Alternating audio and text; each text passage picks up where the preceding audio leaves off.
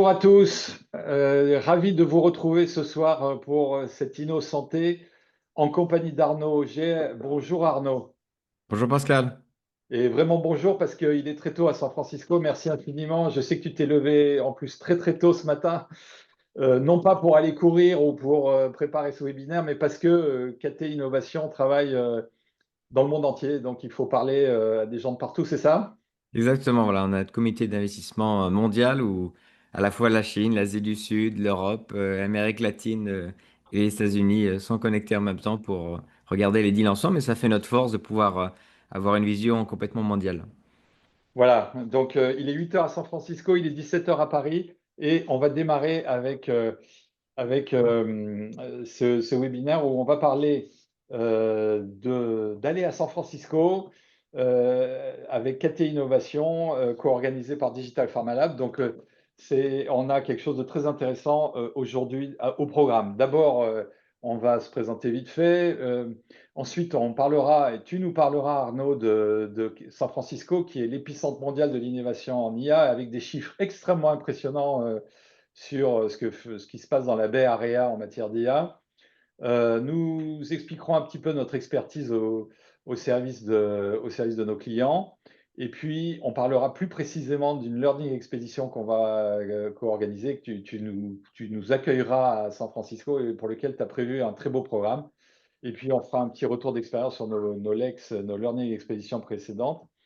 Voilà, donc le programme chargé et c'est parti. Donc, en ce qui me concerne, je suis Pascal Becca, je suis cofondateur de Digital Pharma Lab et après avoir passé 7 ans chez IQVIA, qui s'appelait IMS Health, et avant plus de 20 ans chez IBM France, j'ai maintenant, depuis 9 ans, fondé avec Didier Tranché Digital Pharma Lab.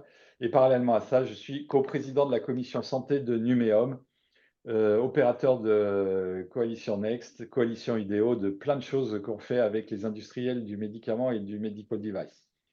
Et donc, nous sommes un cabinet spécialisé dans l'innovation numérique pour les industriels de santé.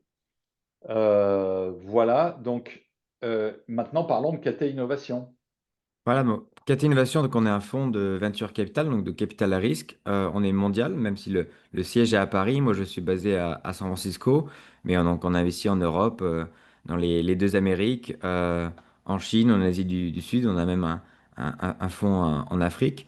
Et depuis les 5 dernières années, en termes d'actifs sous gestion, on est le premier fonds privé en France, le troisième en Europe et 38e au niveau monde, mais dans le top 10 en dehors même des États-Unis. Et on investit du coup sur quatre verticales principales. La première étant justement la santé digitale, mais on investit aussi dans le consumer retail, les services financiers, l'énergie, mobilité.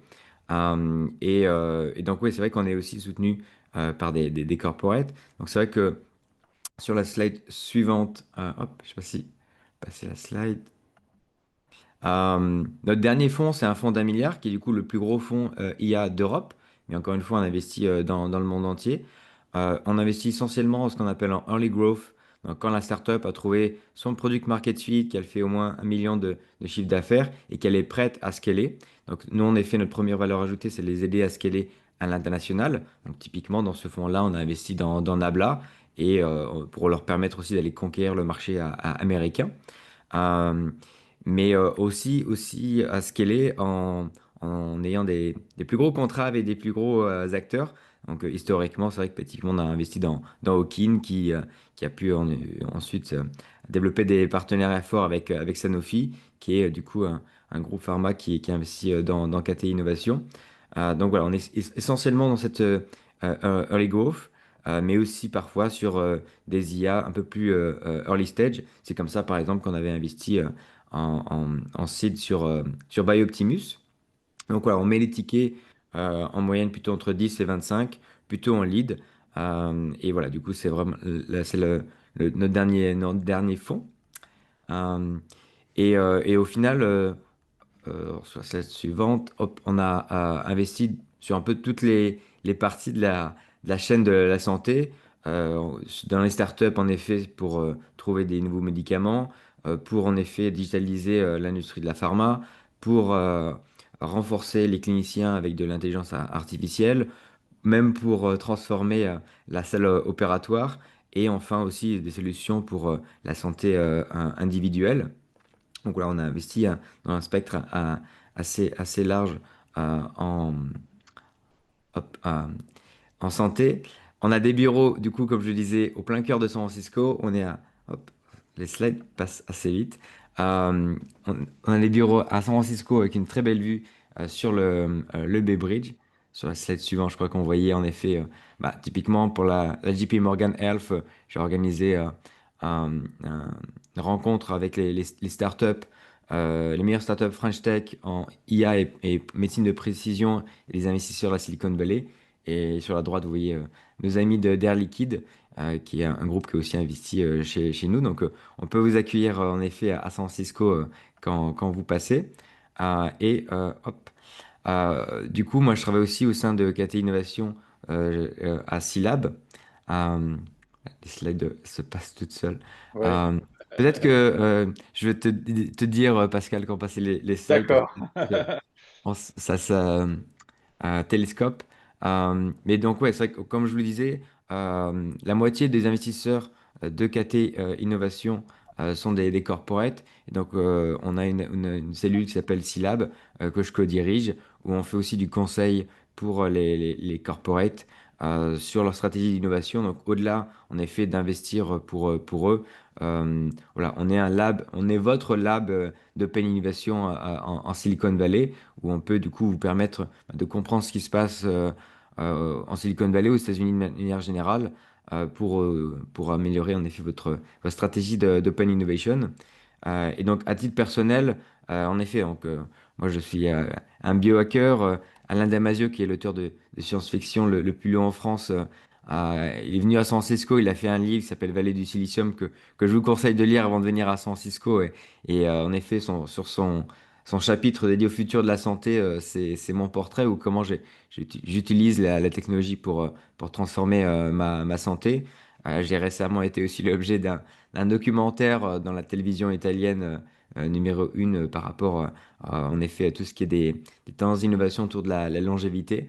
Donc voilà, c'est vrai que comme on dit aux États-Unis, je suis skin in the game et je walk the talk. Voilà. Ouais.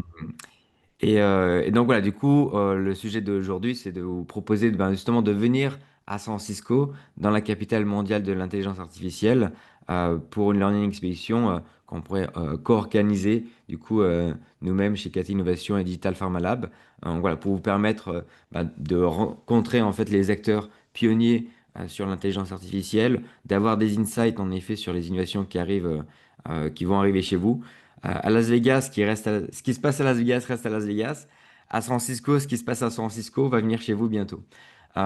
Et donc voilà, du coup, ça peut être une learning expédition qui pourrait être aussi avec certains de vos pairs, donc aussi d'apprendre auprès d'autres leaders de Payne Innovation. On peut aussi faire des learning expéditions sur mesure. Mais voilà, du coup, on est là pour vous accueillir et vous permettre d'avoir accès à la Silicon Valley. Merci. Alors, parlons un peu de la Silicon Valley. Tu as des chiffres très, très impressionnants sur ce qui se passe en ce moment en IA. Exactement. Alors déjà, en effet, dans la Silicon Valley, il y a un écosystème autour de la health tech qui est vraiment complet.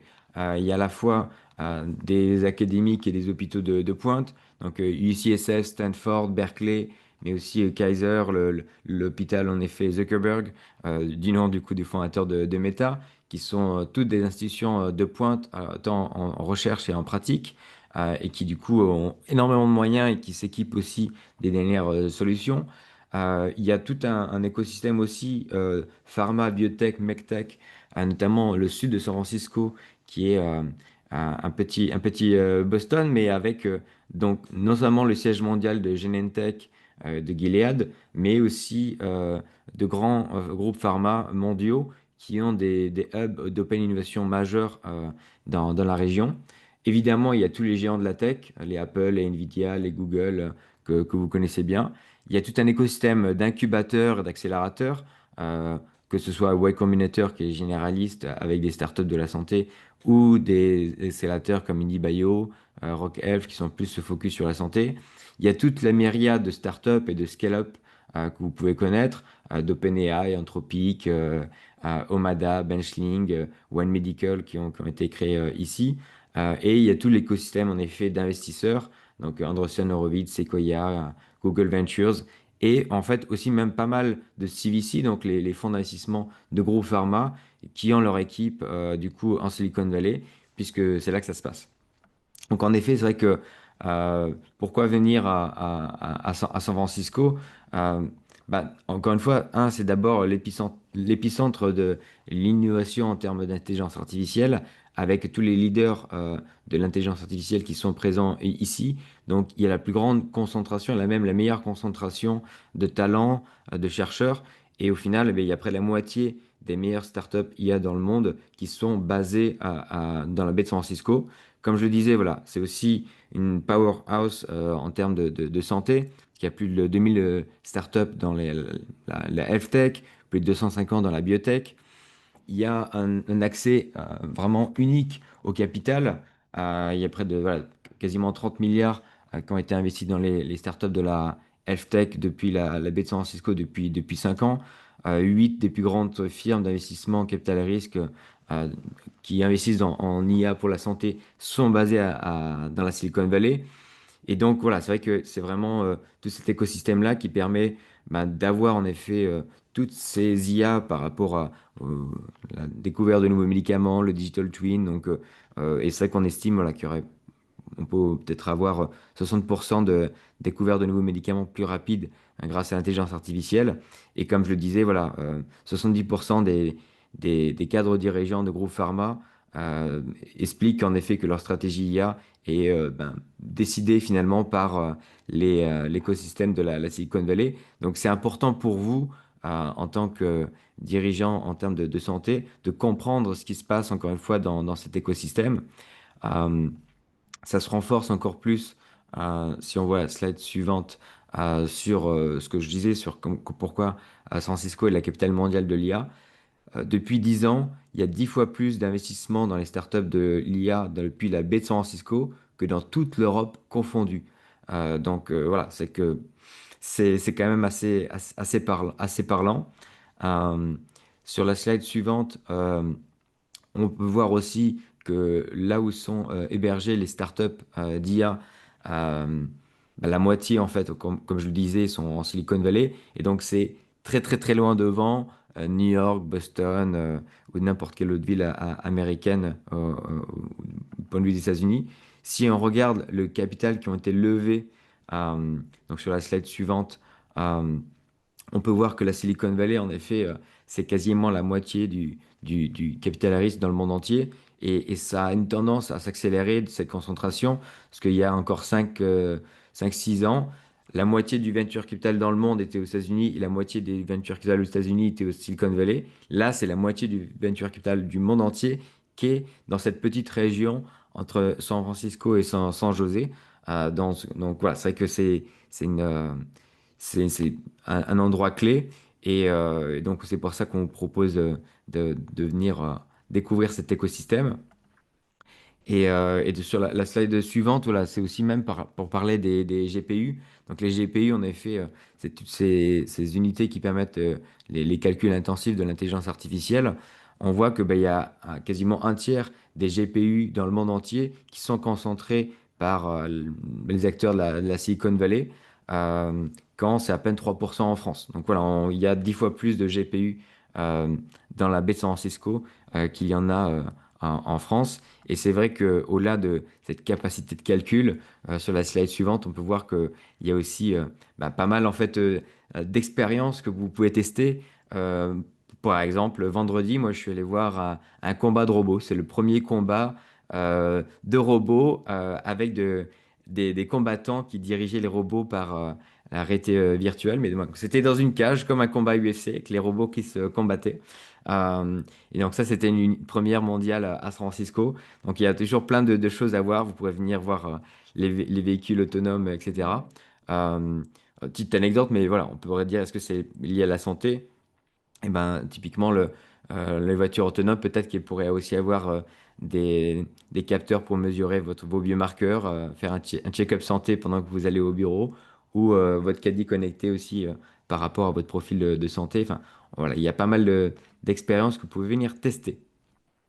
Formidable, c'est hyper impressionnant et pour avoir été effectivement avoir pris la Waymo la dernière fois, c'est effectivement quelque chose qui marche bien et qu'on attend avec impatience. Voilà, le jour où je peux éviter de conduire en ville, ça sera formidable. Voilà. Alors, en ce qui concerne Digital Pharma Lab, avec qui, enfin, qui co-organiserait ce type de learning expédition avec KT Innovation, nous avons effectivement une petite expertise. Et donc, je vais demander à vous qui êtes au bout du Zoom de répondre à ce sondage qui apparaît. Donc, vous pouvez voter. D'après vous, l'IA sera-t-elle la plus utile pour la connaissance des comportements des patients et des médecins, si vous êtes dans une OPCO, la R&D, l'amélioration de la productivité en interne, donc les mails, la documentation, etc., euh, l'administratif, ou bien alors ça va servir plus pour l'exercice de la médecine et la prise en charge des patients. Donc, à quoi va être utile, le plus utile l'IA dans la santé? Mais vous, personnellement, ça c'est notre deuxième question, dans quel domaine aimeriez-vous lancer un projet IA dans votre organisation? Donc là, vous avez un choix multiple, contrairement à la question précédente. Euh,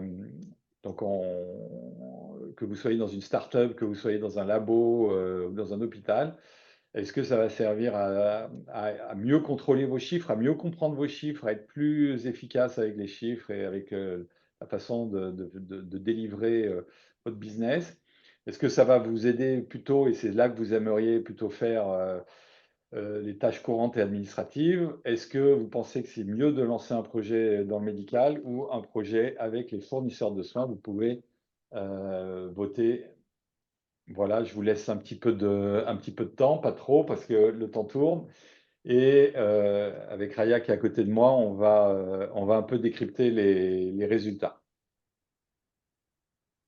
Alors, merci pour le vote. Euh, Allez, encore, on va laisser encore quelques secondes. Quasiment tout le monde a répondu à plus de 75%. Je vous en remercie. Donc, ça va nous donner quand même une très bonne idée. Donc, en gros, d'après vous, l'IA sera-t-elle la plus utile pour, vous avez dit pour la R&D à 40% et pour l'exercice de la médecine et la prise en charge des patients à 33%. Ce n'est pas une surprise, Arnaud, hein, évidemment, il y a un forte ouverture pour la R&D et je pense que les startups dans la Silicon Valley, il y en a beaucoup aussi dans le domaine de la R&D. Si on prend Hawking ou un certain nombre d'autres américaines, plus américaines encore, je pense que c'est vraiment le sujet, non? Exactement, à 100%. 100%. Et ensuite, dans quel domaine aimeriez-vous lancer un projet IA dans votre organisation cette fois? Alors là, c'est très étalé sur les quatre réponses. Donc, R&D clinique à 28%, des projets avec les fournisseurs de soins à 23%, mais business excellence, insight, chiffres, etc. à 26%. Mais vous êtes surtout intéressé à 35% pour les deux, à tout ce qui a trait au médical dans un laboratoire ou dans une start-up, et à tout ce qui a trait aux aides, à l'aide aux tâches courantes et administratives, donc les mails, la documentation, etc., pour vous rendre la vie plus facile. Et c'est vrai que l'IA générative, pour l'instant, aide énormément et fait gagner beaucoup de temps. On estime qu'on peut gagner entre 10 et 30%, voilà, en moyenne. Donc, merci vraiment d'avoir répondu. Vous voyez là les résultats qui s'affichent. Et si ça vous intéresse, on vous les fera passer. Il suffit de nous le demander. Donc, on avait fait un sondage précédent en mai 2025 et on avait eu 24 laboratoires qui avaient répondu, 30 répondants. Et dans votre organisation, quel est le sujet le plus important hein, pour l'IA générative? Et vous aviez indiqué qu'il existait des projets pilotes en cours à 31%. et qu'elle était déjà intégrée dans des processus métiers à 24%. Donc, déjà, ça, c'était déjà bien avancé. Et à 17% que c'était déjà au cœur de votre stratégie d'innovation. Donc 17% au mois de mai, ça a sûrement un peu augmenté, mais c'est toujours d'actualité d'aller voir comment vous pouvez innover encore plus et d'aller voir à San Francisco et de vous donner des tas d'idées dans la Bay Area, comment la Silicon Valley, comment vous pouvez innover. Et dans quel domaine l'IA générative vous semblait la plus prometteuse? Vous aviez parlé de marketing, de customer experience, d'affaires médicales. Euh, et de formation de façon un peu moindre, mais on avait déjà parlé à ce moment-là de business excellence. Donc, vous voyez qu'il y a un vrai, vous étiez déjà assez clair sur ce que vous vouliez faire et ça continue. Donc, aujourd'hui, on a pas mal d'exemples dans les laboratoires, hein. On commence à avoir du recul. Ça fait, nous, en ce qui nous concerne, ça fait 1 an et demi qu'on forme les industriels de la santé à l'IA générative en Europe. On a formé près de 4000 professionnels des industriels de la santé sur ces sujets. Et aujourd'hui, on a réussi à découvrir un certain nombre de sujets particulièrement intéressants. Je vais essayer de passer, voilà. Euh, mais que ce soit la recherche, évidemment la médecine, l'organisation interne, tout ça, parfois c'est un peu compliqué de savoir par quoi démarrer. Et l'idée, c'est de ne pas faire de l'IA à tout prix, mais de sélectionner les projets qui comptent vraiment.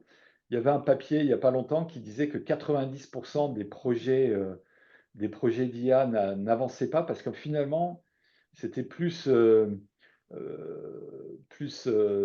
pour briller que pour réellement faire quelque chose qui compte. Donc maintenant, les entreprises sont plus intéressées à sélectionner les bons projets. Alors, je vais vous donner quelques projets qui aujourd'hui fonctionnent bien dans les laboratoires avec qui nous travaillons. Par exemple, euh, euh, il y a un laboratoire qui souhaite vraiment comprendre comment les médecins peuvent évoluer dans la prise en charge et comment leur comportement peut évoluer dans la prise en charge de certaines pathologies chez leurs patients. Par exemple, Arnaud, la santé intégrative, la santé au sens large, la longévité, etc., c'est-à-dire la prévention, le fait d'être en bonne santé, etc. Souvent, les médecins sont très curatifs et sont pas forcément, sont pas suffisamment peut-être euh, dans la prévention générale et le maintien en bonne santé. Et donc, il y a certains laboratoires qui commencent à se poser des questions et qui aimeraient comprendre et utiliser l'IA pour comprendre comment on peut faire évoluer aussi les mentalités, aussi bien des patients que des médecins, sur ces sujets. Donc,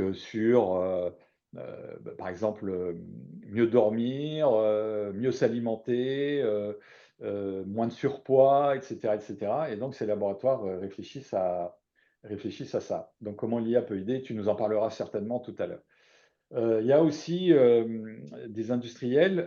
Nous avons accompagné un grand industriel européen qui a fait une learning expédition à Paris cette fois. Et ils sont venus voir, et ils voulaient comprendre, par exemple, comment, dans une aire thérapeutique donnée qui les intéresse, euh, comprendre auprès de médecins, de jeunes médecins très intéressés par l'IA et qui baignent un peu dedans, comprendre comment l'IA pouvait bouleverser les traitements, les organisations, etc., dans cette aire thérapeutique dans les 5 à 10 ans. Et donc, on a eu 2 interventions de jeunes, enfin de jeunes PUPH qui sont venus expliquer leur vision pour les 5 à 10 ans à venir et c'était extrêmement intéressant. On a vu également dans certains labos, là, on a des projets en ce moment autour, par exemple, de synthèse d'études de marché pour pouvoir présenter à sa direction et pas y passer 2 mois, 3 mois une fois qu'on a fait une étude complète, mais pouvoir très rapidement informer sa direction et prendre des décisions bien informées en utilisant l'IA générative pour faire des briefs pour le top management. Ou alors l'analyse de données de vente pour les mettre en parallèle de données CRM. Et donc mieux pouvoir ensuite fabriquer ces brand plans, ces plans d'action sectoriels, etc. Ce qui permet une granularité beaucoup plus fine et une accuracy, donc une adaptation bien meilleure. On a également des choses aussi simples que l'automatisation de tout ce qui a trait à la loi anti-cadeau, qui est très, très important en France, hein, et comme dans un certain nombre d'autres pays européens. Et donc, de mettre les référentiels dans les IA génératives internes, de façon à ce qu'on puisse s'interroger de façon très simple pour savoir ce qu'on a le droit et pas le droit de faire, et d'avoir des résultats très, très rapides, sans être obligé d'attendre des réponses qui peuvent être très longues. Et en particulier, quand la législation évolue vite, c'est particulièrement intéressant. Donc voilà des choses très précises qui peuvent aider. Mais évidemment, les choix des projets dépendent de la culture d'entreprise. On s'est rendu compte que dans certaines entreprises, on va préférer justement d'être très compliant, la loi anti-cadeau, etc. Alors que dans d'autres entreprises, on est très tourné vers les chiffres. Et dans une troisième entreprise, compte tenu de l'actualité des médicaments qui sortent, eh bien, on a besoin de mieux comprendre ce qui se passe sur le terrain. Donc, chaque industriel définit sa grille et priorise suivant sa grille. Alors, nous, on connaît bien l'écosystème de l'industrie pharmaceutique, des différents acteurs technologiques aussi. En particulier, par exemple, on suit de très près l'activité de Copilot qui équipe 85 ou 90% des industriels de la pharma et du medical device, donc de Microsoft. On suit ça de très très près. On a plus de 60 clients, on a énormément de projets numériques menés, plus d'une centaine avec des laboratoires et des établissements. Et on a mis au point une veille active qui nous permet de comprendre les tendances émergentes. Et puis avec des gens comme Arnaud, etc., on essaye de voir ce qui se passe un peu dans le monde entier. On n'a pas la prétention de tout savoir, mais on essaye de bien comprendre ce qui se passe un peu partout. Et ça nous permet de mieux vous aider. Alors, on a un outil qui s'appelle un GenAI Compass. C'est une espèce de benchmark sectoriel avec des cas d'usage concrets. Et si vous scannez, si vous prenez en photo ce QR code, vous pouvez laisser vos coordonnées et euh, vous aurez l'outil entre vos mains, ou en tout cas un certain nombre de fiches de l'outil entre vos mains, et ça vous permettra d'avoir des fiches de synthèse sur des cas d'usage, des sociétés qui remplissent ces cas d'usage, etc. Qu'est-ce qu'on peut en faire par métier dans l'industrie pharma ou du dispositif médical. Donc n'hésitez pas à scanner ce QR code. Et bien entendu, si vous voulez un accompagnement sur mesure, alors on a tout ce qu'il faut. On a appelé cette gamme GenAI Spark, et avec des experts, que ce soit Sarah ou Léo ou toute l'équipe de Digital Pharma Lab. Et encore une fois, Sarah a formé à peu près 4000 collaborateurs de l'industrie pharmaceutique. Scannez le QR code, je vous laisse encore 10 secondes pour bien scanner, et vous pourrez avoir accès à des fiches de synthèse gratuites de notre benchmark de cas d'usage et de startups qui remplissent ces cas d'usage. Et maintenant, Arnaud, je te remercie, je te repasse la parole pour la suite, donc la Learning Expedition proprement dite. Exactement, le voyage vers le futur qui se trouve à San Francisco. Et donc sur la slide suivante, hop, je vais la tourner, voilà, hop, ah, ça tourne trop vite. En effet, donc, une learning expédition sur l'intelligence artificielle et le futur de la santé. Donc, ce sera sur une date à décider ensemble, mais sur le premier semestre de l'année prochaine. Donc, encore une fois, dans la baie de San Francisco, pour vous permettre de comprendre comment l'intelligence artificielle transforme la santé, de la découverte de nouveaux médicaments aux essais cliniques, à la médecine de précision. Donc, voilà, pour des cadres en pharma, dans la santé, des medical devices ou entreprises d'assurance qu'on co-organiserait du coup, nous, KT Innovation, qui avons le fonds d'IA le plus important d'Europe, mais qui sommes présents aussi en Silicon Valley et Digital Pharma Lab. Donc, pour un prix par participant sur, du coup, on pourrait voir donc pourquoi en effet nous choisir pour venir en Silicon Valley. Ben voilà, déjà on est des locaux. Moi, ça fait plus de 10 ans que je vis à San Francisco. Je passe mon test de citoyenneté américaine la semaine prochaine, donc j'espère que je serai certifié américain en plus. Mais voilà, du coup, c'est vrai qu'on connaît très bien les acteurs de l'intelligence artificielle aux États-Unis.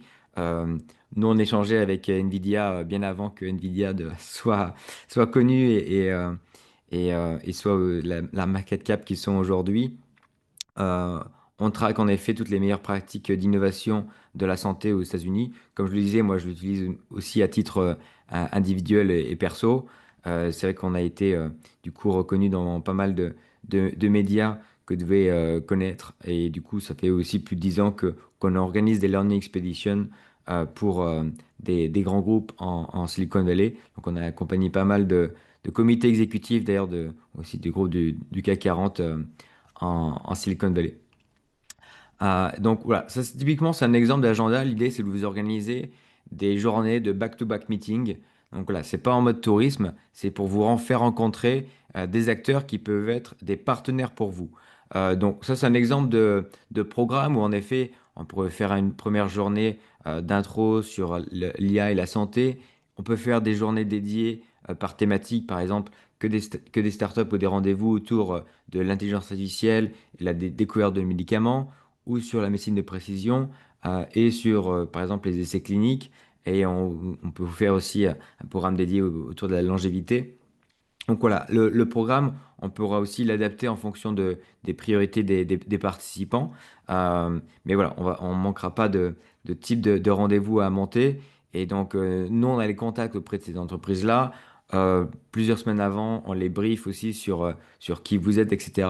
pour faire en sorte que quand le meeting démarre, les personnes qui sont dans ce meeting-là sont tous au courant des enjeux et du coup de faire en sorte que le meeting soit efficace, de vous aider aussi ensuite dans le follow-up de ces rendez-vous, mais pour vraiment vous permettre, de comprendre les nouvelles innovations qui sont potentiellement intéressantes pour vous, et ensuite de vous permettre de les activer, de les intégrer dans vos organisations respectives. Donc, je peux vous donner des petits exemples sur le type de start-up qu'on peut rencontrer. Donc, Hippocratic AI, voilà, c'est une start-up phare, voilà, qui a été créée à peine en 2022, mais qui a quasiment levé plus de 300 millions de dollars aujourd'hui, et qui, du coup, une IA, en fait, qui permet d'appeler les patients, du coup, sur leur protocole, leur avancée. Et donc, voilà, c'est une IA complètement certifiée, qui a aussi de l'empathie, donc une IA vocale. Voilà, c'est le type d'acteurs qui sont déjà en place, qui marchent très bien. Et donc, parfois aussi, c'est de comprendre ce qui se passe aux US pour voir potentiellement des équivalents qu'ils pourraient avoir en France, en Europe, et qui sont pas forcément aussi matures, mais montrer que ça marche déjà aux États-Unis, ça permet de voir aussi que ça devrait être possible potentiellement en France, en Europe ensuite. Donc, ça, c'est ce qu'on peut vous permettre de voir. Pas simplement des startups, mais potentiellement aussi des accélérateurs comme IndieBio, qui du coup a la spécialité de s'adresser aux chercheurs qui veulent devenir entrepreneurs, et donc voilà, de passer d'un projet de recherche à un projet de startup et à un business. Voilà, donc ils voient vraiment les projets à leur naissance. Donc c'est extrêmement intéressant de pouvoir avoir ce qu'on appelle en anglais des weak signals, donc c'est ces signaux faibles des innovations qui arrivent. Donc voilà, c'est autant trouver des startups qui peuvent être des sources d'inspiration de modèles existants que de voir ce qui va arriver. Euh, et aussi potentiellement voilà, des startups qui peuvent être des partenaires pour vous. Donc voilà, par exemple une startup comme Totus qui utilise l'intelligence artificielle pour des traitements oncologiques de précision, pour trouver en effet des traitements là où on pensait qu'ils n'étaient pas possibles. Donc voilà, qui peuvent aussi des partenaires pour vous potentiellement, mais aussi des acteurs peut-être comme Nvidia. Donc voilà, de venir au siège d'Nvidia, de rencontrer en effet les personnes qui sont en charge du secteur santé pour voir en effet les partenariats que vous pouvez faire avec eux. Donc voilà, des acteurs qui sont aussi présents en France, mais venir à la maison mère et de voir en effet les cas d'usage qui marchent le mieux avec eux. Voilà, un mix entre des startups petites, plus grosses, des accélérateurs, des acteurs comme Nvidia qui sont des géants de la tech, euh, ou voilà, encore une fois d'autres startups comme Unlearn qui du coup permet de faire des digital twins pour les essais cliniques. Voilà, on sait que les tests animaux voilà, sont moins en moins validés aux États-Unis. Et donc, comment est-ce qu'on crée des digital twins? Donc voilà, c'est des choses qui peuvent être intéressante à vous d'avoir. Encore une fois, là, c'est des exemples, mais le programme, on va vraiment le faire quasiment sur mesure aussi par rapport à vos priorités.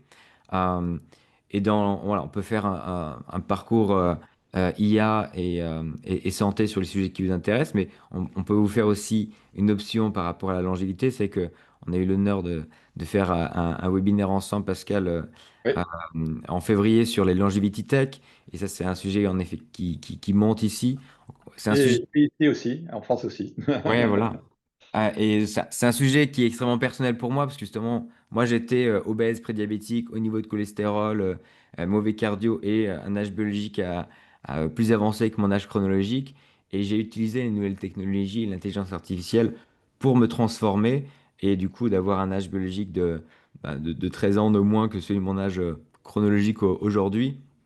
Donc c'est un sujet que je connais très bien. Et encore une fois, moi, ma conviction, c'est que la quête de la longévité, c'est ce qui déclenche une révolution du système de sick care au système de healthcare. Aujourd'hui, le système de sick care, ben, soit on a des symptômes et on a le droit d'aller voir des professionnels de santé, soit on attend juste d'être malade. Ce qui est une absurdité puisque aujourd'hui, on peut mesurer tout un ensemble de biomarqueurs qui peuvent voir nos facteurs de risque avant même d'avoir des symptômes. Et même si on est sans facteur de risque ou symptômes ou maladies, on peut aussi améliorer nos biomarqueurs de résilience.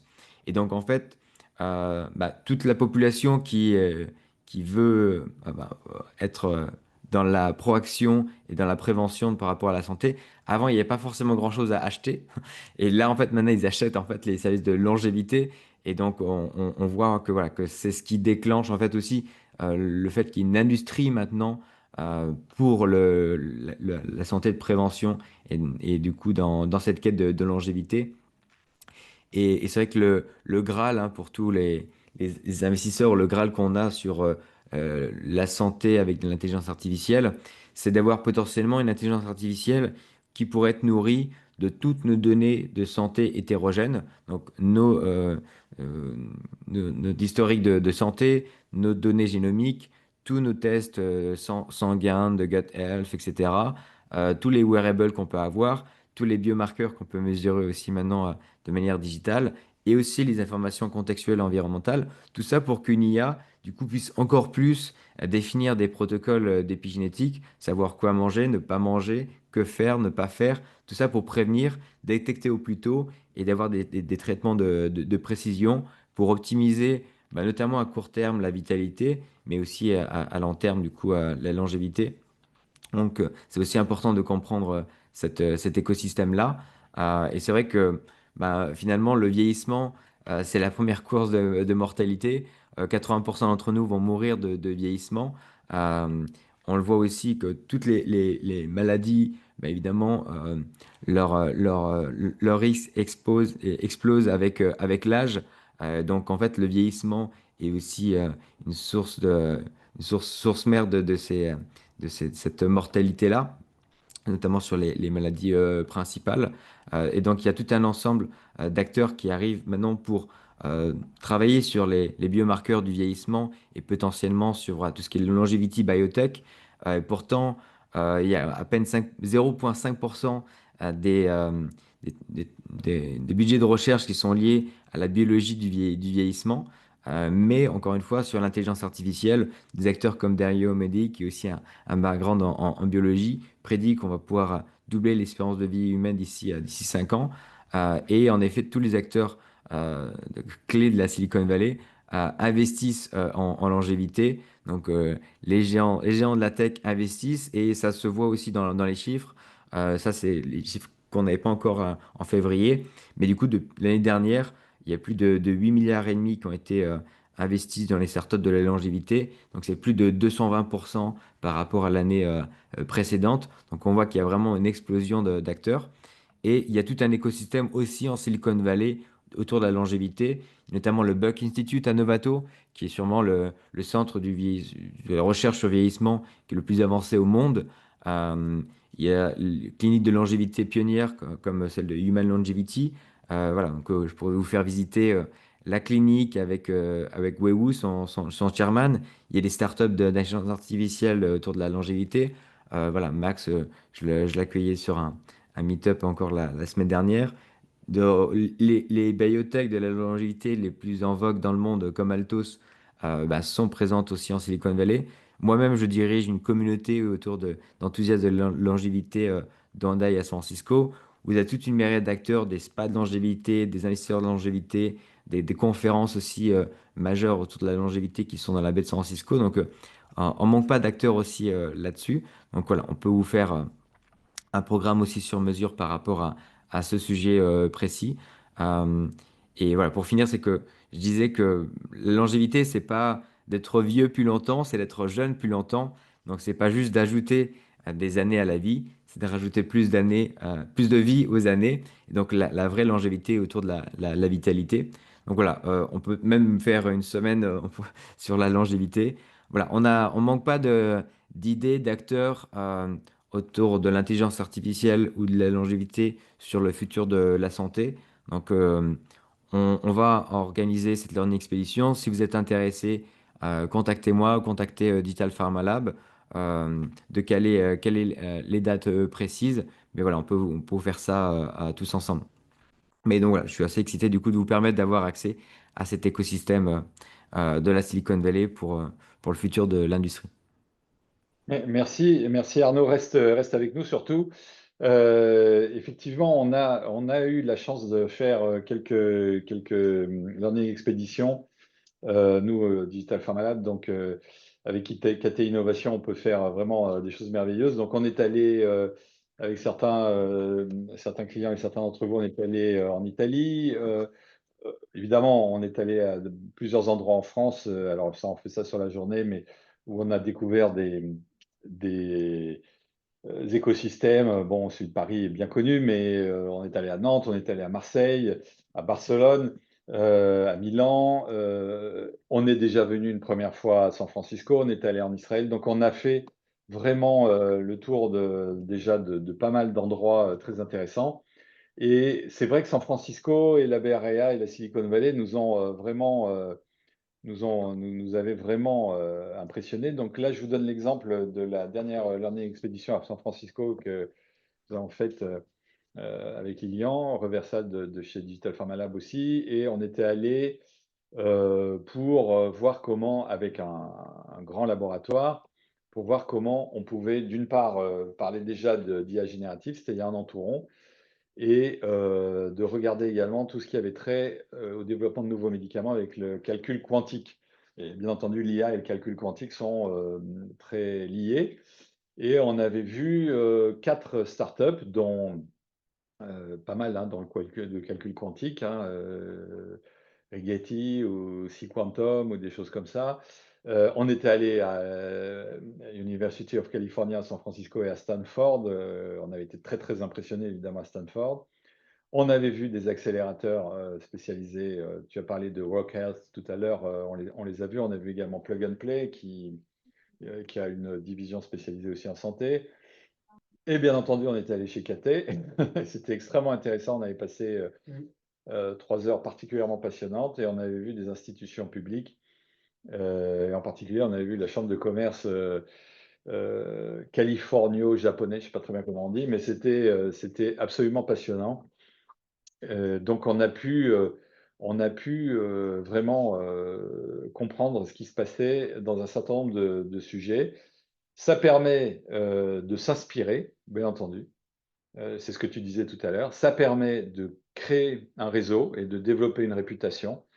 Ça permet de fonder les bases de collaboration avec des industriels ou des académiques. Et c'est vrai qu'aux États-Unis et en Californie en particulier, cette collaboration est relativement naturelle. hein. Tu confirmes, Arnaud, les gens aiment bien travailler ensemble. Et en particulier, je me souviens d'une soirée à la UCSF où il y avait des startups, des laboratoires pharmaceutiques, etc. On était reçus par l'Université of California à San Francisco, donc c'était très impressionnant. Et ce que notre client a dit finalement, et c'était ses mots-clés à lui, hein, c'est que ça lui a permis de, de mieux comprendre, de pouvoir être informé pour pouvoir anticiper les challenges nouveaux et de se mettre en action. C'est pas seulement de découvrir, mais c'est aussi de se mettre en action. Donc créer des relations, développer des partenariats, remettre se remettre un peu en question parce que l'innovation, ça remet en question, hein, ça bouscule notre façon de faire, ça bouscule notre petite routine. Et anticiper les tendances, c'est extrêmement bénéfique, et extrêmement stimulant. Et je crois que ça avait vraiment beaucoup aidé à ça et ça avait inspiré des actions. Et j'espère que ce client va à trouver des moyens de continuer à travailler avec certaines des startups ou des académies qui ont été vues là-bas. Euh, voilà ce qu'on peut dire. C'est vraiment toujours très intéressant. Et ce qui est intéressant aussi, c'est que San Francisco, comme tu l'as dit tout à l'heure, Arnaud, c'est un des endroits au monde les plus dynamiques en IA, un des endroits au monde les plus dynamiques en investissement, un des endroits au monde les plus dynamiques en santé. Donc, tout est réuni pour que ça intéresse vraiment les dirigeants du monde entier, les Français, mais pas seulement. À cette occasion, j'ai appris que les grandes nations qui envoyait des start-upers en Californie, c'était le Japon, l'Angleterre et la France, dans cet ordre. Donc, euh, mis à part des start-up américaines, il y a énormément de start-up japonaises, anglaises et françaises qui sont installées. Et d'ailleurs, KT Innovation finance pas mal de sociétés françaises installées aussi aux États-Unis, je crois, hein. Exactement, c'est vraiment notre force de pouvoir en effet accompagner ces startups-là dans leur conquête mondiale, de devenir des géants mondiaux. Et pour ça, il faut passer par la Silicon Valley. Et moi, je pense même d'ailleurs que c'est impossible pour une startup ou même une grande organisation d'avoir un projet IA et de ne pas être connecté avec la Silicon Valley. Ce qui ne veut pas forcément dire d'avoir des bureaux ici, etc. à 100%, mais il faut avoir des contacts. En fait, toute l'infrastructure IA est en Silicon Valley. Euh, des GPU de NVIDIA aux data centers, aux chercheurs, aux développeurs, aux investisseurs. En fait, tout l'écosystème IA est ici. Donc, même des entreprises comme Mistral, en effet, ont des bureaux à San Francisco. Ils ont dû faire des partenariats avec des acteurs de la Silicon Valley pour grandir. Donc voilà, c'est vraiment un passage obligé, à mon avis, hein. Donc ouais, c'est pour ça qu'on est présent, qu'on veut faire ce pont entre la France et San Francisco. Voilà, donc la parole, merci beaucoup Arnaud pour ce petit mot de conclusion. La parole est à vous. Donc vous avez un chat de Q&A, donc n'hésitez pas, questions et réponses. Donc on va essayer de faire, faites les questions, on essaiera de faire les réponses. Alors, première question, qui pourrait participer à cette expédition, à ce tour, à ce study tour, etc. C'est de la part de Benjamin, merci. Donc, qui peut participer? Ben, tout le monde, mais c'est particulièrement intéressant, je pense, pour les industriels, hein, les responsables d'innovation des industriels, etc., en France ou en Europe. C'est très intéressant pour des dirigeants de start-up de venir voir, c'est ce que vient de dire Arnaud, hein, de venir comprendre, de venir s'inspirer, de voir comment ça se passe. OK, la France, l'Europe, c'est différent, mais les principes qui nous guident sont quand même les mêmes et la technologie et l'imagination, il y en a beaucoup ici, enfin à San Francisco. Donc, qui peut participer? Ben voilà, start-upper, industriel, en particulier responsable d'innovation, mais également responsable d'innovation dans les hôpitaux, médecins.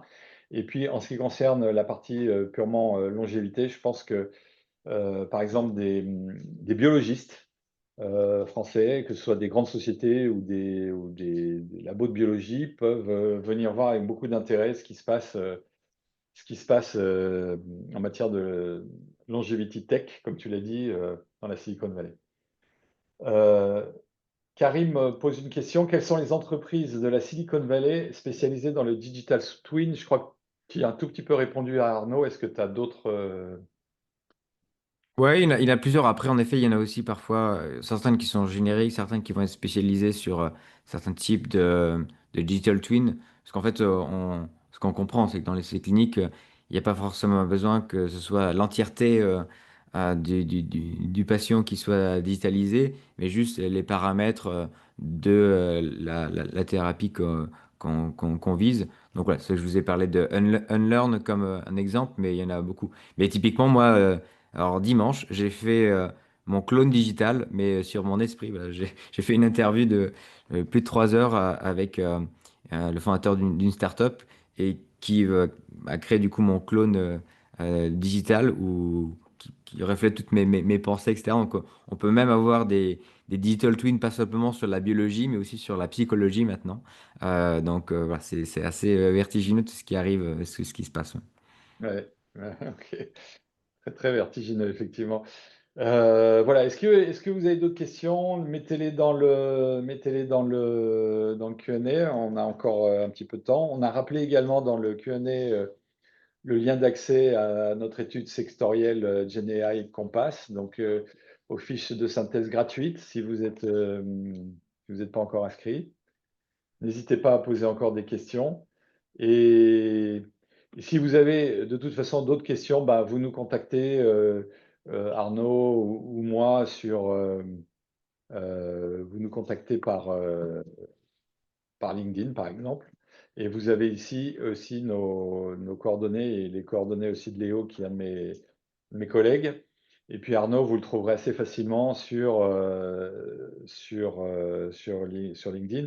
Et puis suivez aussi les aventures d'Arnaud. Je pense que en termes de biohacker, comme on dit, je pense que où est-ce qu'on peut te trouver? Oui, voilà, bah, moi j'en ai aussi sur Instagram d'AndaiSF, notre communauté où on organise des événements de longévité de manière assez régulière. Moi, pour information, c'est que je viens à Paris du 10 au 23 octobre. Donc, si certains veulent aussi qu'on se rencontre pour échanger par rapport à cette learning expédition, on peut organiser ça. Mais en effet, par email, c'est arnaud.auger@ktinnovation.com. Voilà. Donc, du coup, vous pouvez me contacter par email ou encore une fois, passer par l'intermédiaire de nos amis de Digital Pharma Lab, que ce soit Pascal ou Didier, qui est un ami, quelqu'un auquel j'ai confiance. Donc, n'hésitez pas. Alors ensuite, il y avait une dernière question. C'est Sylvain, merci et bonjour Sylvain. Quid de l'intérêt des startups IA de la Silicon Valley sur les données synthétiques pour optimiser l'entraînement des modèles? Donc en gros, il y a des startups françaises ou internationales, hein, mais il y a quelques françaises de grande qualité qui créent de la donnée synthétique, hein, tu connais.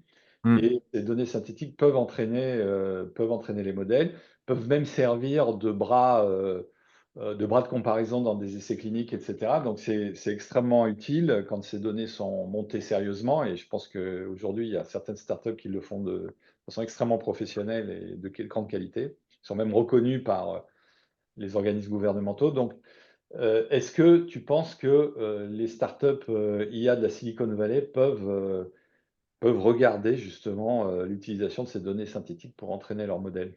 Bah, à fond, ouais. En effet, il y en a pas mal sur le sujet, justement par rapport à l'enjeu bah, de vie privée et de rapidité d'essais cliniques. Voilà, il y a quand même pas mal de solutions d'intelligence artificielle pour accélérer en fait les différentes phases des essais cliniques.